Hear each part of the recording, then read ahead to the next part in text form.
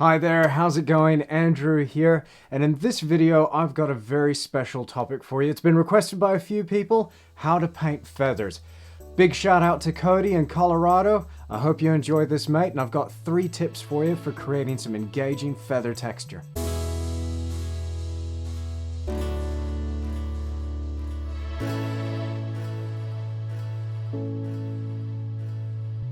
Now let's have a look at the subject of this painting. It's behind me right now. You can see there are 2 hornbills, wreathed hornbills from Irian Jaya.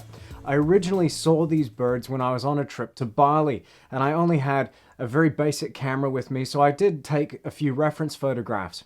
I sat on these photographs for a while though, before it really sparked the idea for a painting. And then one day it just hit me about how I needed to compose these birds to make a dynamic composition with plenty of contrast and plenty of texture.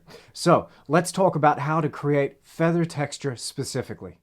First, I begin with my stretched Belgian linen. These supports are 36 by 36 inches.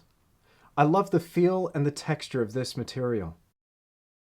I'm working from my reference images pretty closely, and I've cropped these photographs to form the composition that you see here. I want to get rid of everything in the background and just focus on the birds, so it's almost like a head and shoulders portrait. These birds have a striking prehistoric character. I always start with what's furthest away and then work my way forward. So naturally, I'm going to kick things off with the background and blocking in. I'm using a broad 1-inch brush to cover ground quickly, and I'm using language oleo gel to thin out my mixtures. I use this medium to improve the flow of the paint, and the surface of this initial underpainting will dry in about 4 to 5 days. This makes it perfect for wet and wet techniques, where you want to take a bit of time with your painting. It's important not to go overboard with the medium though. I only mix about 1 part medium to 2 parts paint. You can see that the bird is left as a negative shape as I cut the background against it. This approach is perfect to get that texture of the feathers to blend into the background and make the bird part of the scene. With the same 1-inch brush, I lay down my lightest tone, titanium white with yellow oxide to warm it up. This blends beautifully into the burnt sienna and umber, which forms the base color for the crest. Now with a smaller chip brush, this one about 1/2 inch, I get those wayward feathers of the crest to blend outwards into my wet background. The block end should just give the indication of tone and color. I'm not trying to paint out the entire background first and then paint the bird over a wet background, but rather bring my edges together and blend. These broad brushes are perfect for covering ground quickly. They also blend well against other brush strokes. My oleo gel is still wet, meaning that now the surface is covered, I can still work into this wet layer for up to 4 days. Even though there's a little bit of contrast, I do want to have the slightest blurred edge along the periphery of that bird. Now the blocking in stage is really crucial that many artists actually overlook. Sometimes we just want to jump straight into the detail without having laid that groundwork first. I like to start really loose and then refine my marks as I go on with the painting. Time to separate these feathers. I mix some darker tones, which is a combination of burnt umber and ultramarine blue. I'm laying this down with a number 6 dagger brush. These dagger brushes are perfect for this application and the way they lay down paint. It actually lends itself very much to painting feather texture. You'll notice that I'm just dragging the ends of the bristles across the wet surface, and it's taking to this wet surface quite nicely and just depositing a bit of that dark paint. These brushes actually lend themselves very much to painting a feathery texture. So everything that you see here so far is pretty loose. And I'm working with a loose base and then building up that texture as I go. So for tip number 1, make sure you start loose and then refine. I apply some cooler colors, also with a dagger. This time I have ultramarine blue and quinacridone magenta, of course mixed with plenty of titanium white. I'll be coming back over this surface later with some lighter and darker marks still. One of the reasons that I love these daggers is because of the versatility of the marks that you can get. I'm using it here to draw very short and sharp lines communicating these rusty feathers. Follow the link below for where you can find some of these dagger brushes. Now you can see where the texture is going here. We have a loose base and it's slowly getting refined with lighter and darker marks simultaneously, layered over one another. We want to consult our reference material to see the direction that the feathers exit the skin and then lead off.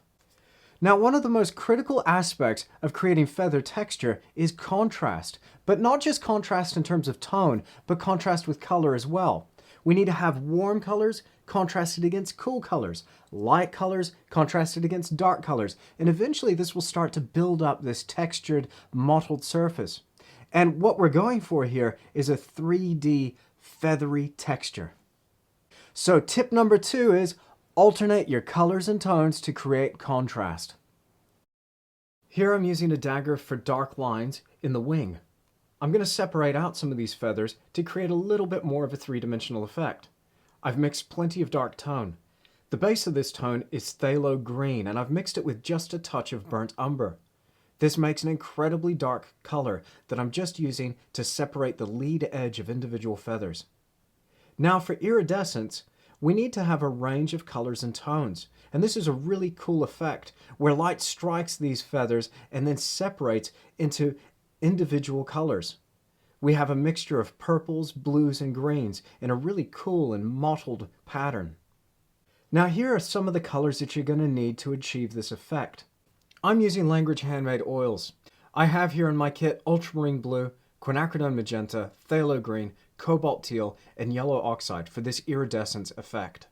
So iridescent feathers seem to shift from green to blue to purple and then back again in a really cool way. So we've got to be careful though with the saturation and the modeling of these colors because we can go overboard. What I'm going to try and do is separate these colors out into key areas and then play one stroke against another. So for this I'm going to need a range of brushes as well as a range of these colors already mixed up on the palette. Let's look at our reference photo again, and you can see clearly here that there is a pattern as sunlight shines against the wing. Back to the painting, and my objective here is just to give enough information to indicate the shape and texture of these feathers. With detail, I find it really amazing how our brains have the ability to fill in information. You see, with just a few marks, our brains can establish that there's a pattern, and then we fill in the rest. And this certainly happens with the viewer as they look at this painting. So not every feather needs to be detailed, and not every mark needs to be made in a sharp and precise way. So, when it comes to painting detail, you've got to be sparing. Tip 3, be sparing with your detail. Now the crest is very different to the wing in terms of texture. I want some of these feathers to stand out, so I focus on just a few individually. Whilst this surface might look worked and really involved, there's not much there, and this technique is really quick to apply. It's important to note that I hold back with my tones and colors. I'm also holding back with my detail, and I'm saving my best colors, tones, and detail for the very end of the process. This allows these sharp, short marks to stand proud of the surface and really give that three-dimensional feel. I want these light marks to stand out, so I'm going to apply them right at the end. So if you're going to find yourself painting birds anytime soon, remember my top 3 tips. Number 1, start loose and then refine. Number 2, alternate your colors and tones to create an engaging contrast across the surface. And number 3, be sparing with your detail, saving those fine marks for the very end. Well, I hope you've enjoyed this video, and if you did, please hit that like button for me. If you want to come back for more, make sure you're subscribed, and as always, you can find me through Steemit, Instagram, and Facebook. But also, make sure you're subscribed through my website at www.andrewtischler.com for bonus content. I'll see you again next time with even more painting techniques. So long.